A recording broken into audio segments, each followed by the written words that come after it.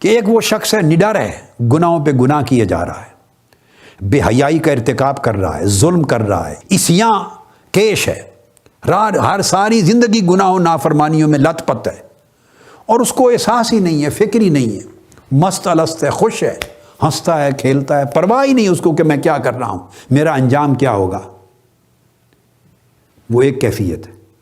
اب کسی کو شعور مل جائے اور وہ دیکھ لے کہ میں تو بڑی بربادی میں ہوں، ہلاکت میں ہوں، تباہی میں ہوں، میرا انجام تو بڑا برا ہوگا، تباہ ہو جاؤں گا، ہلاک ہو جاؤں گا، میری تو خیر نہیں، میں تو لٹ گیا، میری زندگی تو برباد ہو گئی، میں نے خسارے کا سودا کیا۔ جب یہ احساس ہو جائے اور اس کا غم لگے، اس کی کھٹک پیدا ہو جائے کہ اس کا انجام برا ہوگا، مجھے بچنا چاہیے۔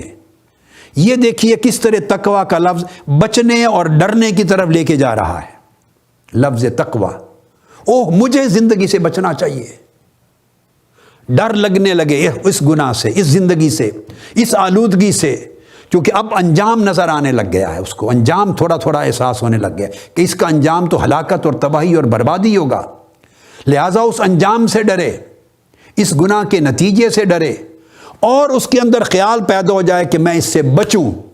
یہ تقویٰ میں دونوں معنی، ڈرنے کا اور بچنے کا، وہ یہاں سے جنم لیتے ہیں کہ میں اس زندگی سے بچوں اور خیر کی طرف جاؤں۔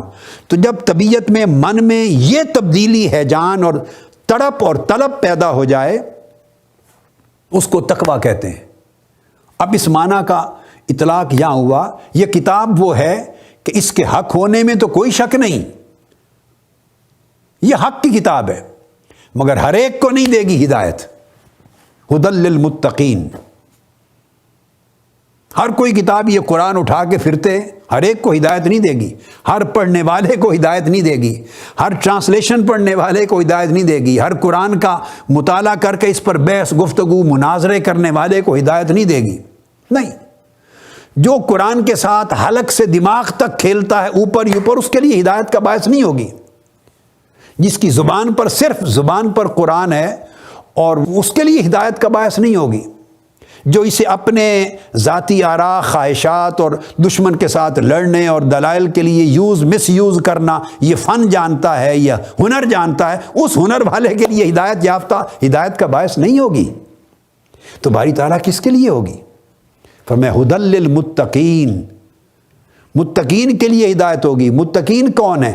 وہ جو اپنی موجودہ پسماندگی اور گناہوں کی زندگی کا انجام دیکھ کے ڈر گئے، جن کے اندر ایک تڑپ پیدا ہو گئی، کھٹک پیدا ہو گئی، اور اس تڑپ نے ان کے اندر ایک طلب اور رغبت پیدا کر دی کہ اوہ ہم کیا کر بیٹھے، ہم کدھر جا رہے ہیں، ہم کہاں برباد ہو گئے، ہمیں اب راستہ بدلنا ہے، ہمیں حق کی طرف جانا، اللہ کی طرف جانا ہے۔ تو جن کے اندر یہ طلب پیدا ہو گئی، طلب صادق ہو گئی، تڑپ اور طلب صادق ہو گئی، اس میں اخلاص آ گیا، اور اس کے اندر یہ ایک خواہش پیدا ہو گئی کہ میں ہدایت لوں، مجھے کوئی ہدایت دے، میں تاریک رات سے نکل کے نور کی طرف جاؤں، گناہوں کی آلودہ زندگی چھوڑ کر اللہ کی اطاعت کی طرف جاؤں، اللہ کی دوری چھوڑ کر اللہ کی قربت کی طرف جاؤں، دوزخ کی امکانات سے نکل کر جنت کے امکانات کی طرف جاؤں۔